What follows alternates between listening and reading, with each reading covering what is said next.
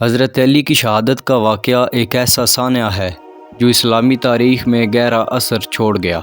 یہ واقعہ 19 رمضان 40 ہجری کو پیش آیا، جب حضرت علی کو ایک قاتلانہ حملے میں زہر آلود تلوار سے شدید زخمی کیا گیا اور چند دن بعد آپ اپنی جان اللہ کے سپرد کر گئے۔ اس واقعے کا پس منظر بہت پیچیدہ اور تاریخ کے کئی اہم پہلوؤں کو شامل کرتا ہے۔ حضرت علی کی شہادت کے وقت آپ اسلامی تاریخ کے سب سے اہم شخصیت بن چکے تھے۔ آپ نبی کریم صلی اللہ علیہ وآلہ وسلم کے چچا زاد بھائی تھے، داماد تھے اور چوتھے خلیفہ تھے۔ آپ رضی اللہ تعالیٰ عنہ کی خلافت کا آغاز 35 ہجری میں ہوا تھا، اور اس دوران آپ نے نہ صرف اسلامی ریاست کو مستحکم کرنے کی کوشش کی بلکہ عدل و انصاف اور دین کی حقیقی روح کو بھی فروغ دیا۔ لیکن آپ رضی اللہ تعالیٰ عنہ کی خلافت کا دور انتہائی متنازع تھا۔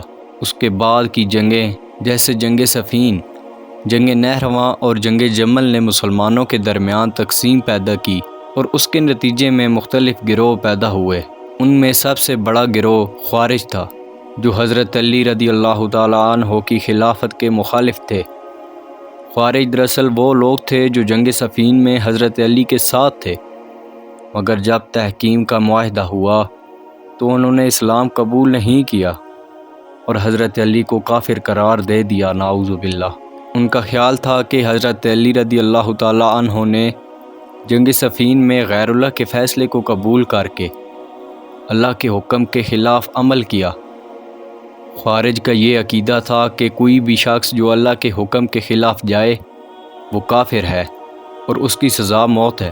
خوارج کی اس شدت پسندی نے حضرت علی کے لیے مشکلات پیدا کر دیں۔ ان کے عقیدے کے مطابق حضرت علی کی خلافت کی مدت بہت مشکل اور آزمائشوں کا دور تھا۔ حضرت علی نے کئی بار ان کے ساتھ جنگ کی اور ان جنگوں میں سے جنگ نہرواں ایک اہم جنگ تھی، جس میں خوارج کو سخت شکست کا سامنا ہوا۔ اس شکست کے بعد خوارج کا غصہ اور بھی بڑھ گیا اور انہوں نے فیصلہ کیا کہ اب حضرت علی کو قتل کرنا ہی ان کا مقصد بن چکا ہے۔ ابن ملجم، جو کہ خوارج کا ایک انتہائی شدت پسند اور انتہا پسند شخص تھا، حضرت علی کے قتل کا ذمہ دار ٹھہرایا گیا۔ وہ ایک ایسا شخص تھا جس نے حضرت علی کے قتل کی سازش تیار کی۔ ابن ملجم نے اپنی سازش کو عملی جامہ پہنانے کے لیے کتام نامی ایک عورت سے سہارا لیا۔ کتام کا بھائی جنگ نہرواں میں مارا گیا تھا اور اس کا بدلہ لینے کی عہد سے اس نے ابن ملجم کی مدد کی۔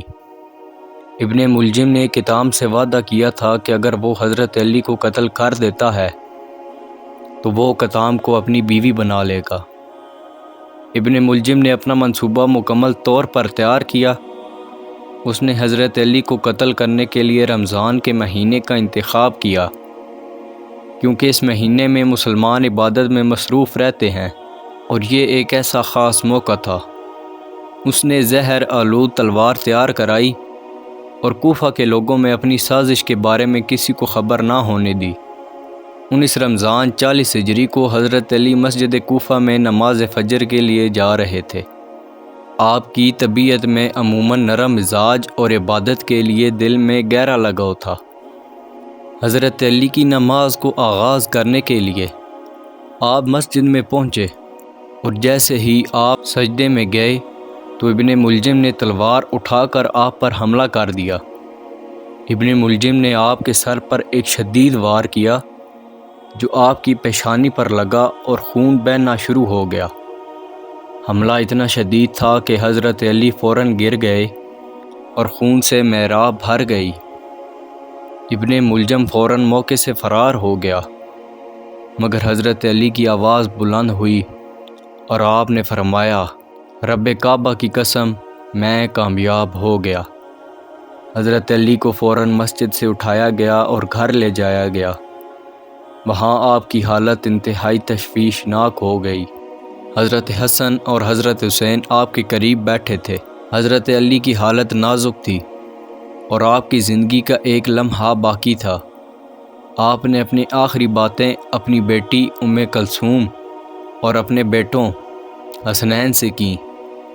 آپ نے ان سے کہا، میرے بیٹوں، کبھی حق کو نہ چھوڑنا ظلم کا مقابلہ کرنا اور اللہ سے ہمیشہ ڈرتے رہنا۔ اس دوران حضرت علی کی زبان پر ایک اور جملہ آیا، اللہ کی رضا کے لیے میری زندگی کا خاتمہ ہو رہا ہے اور میں اللہ کے حکم کو قبول کرتا ہوں۔ حضرت علی کی شہادت کے بعد کوفہ میں غم کی لہر دوڑ گئی۔ لوگ حیرت و افسوس میں مبتلا تھے کہ وہ عظیم شخصیت جس نے اسلامی ریاست کی بنیاد رکھی اور عدل کا علم بلند کیا، وہ اب ان کے درمیان نہیں رہے۔ حضرت علی کی تدفین کو راز رکھا گیا تاکہ خوارج یا دشمن آپ کی قبر کو نقصان نہ پہنچا سکیں۔ حضرت حسن نے اپنے والد کی نماز جنازہ پڑھائی اور آپ کی تدفین خفیہ رکھی گئی۔ بعض مورخین نے کہا ہے کہ حضرت علی کی قبر نجف میں ہے، لیکن اصل مقام کا تعین کبھی نہیں کیا جا سکا۔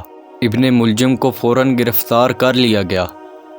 حضرت علی نے اپنی زندگی کے آخری لمحات میں یہ وصیت کی کہ قاتل کے ساتھ کوئی زیادتی نہ کی جائے، بلکہ اسے اسلامی قانون کے مطابق سزا دی جائے۔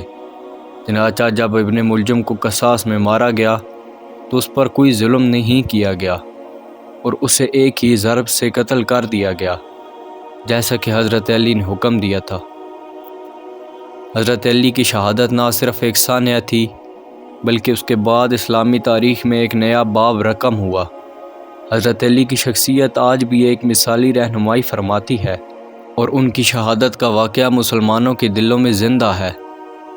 آپ کی زندگی اور شہادت نے اس بات کی گواہی دی کہ عدل و انصاف کے قیام کے لیے کبھی بھی اپنی جان کی قربانی دینا پڑے تو یہ قربانی دینا ضروری ہے۔ دوستو، میری اللہ سے دعا ہے کہ اللہ ہمارے دلوں میں حضرت علی کا عشق بے انتہا بڑھا دے اور ہمیں قبر میں، حشر میں ان کا ساتھ نصیب ہو۔ دوستو، اگر آپ کو ویڈیو پسند آئی ہو تو ویڈیو کو لائک کر لیجئے گا۔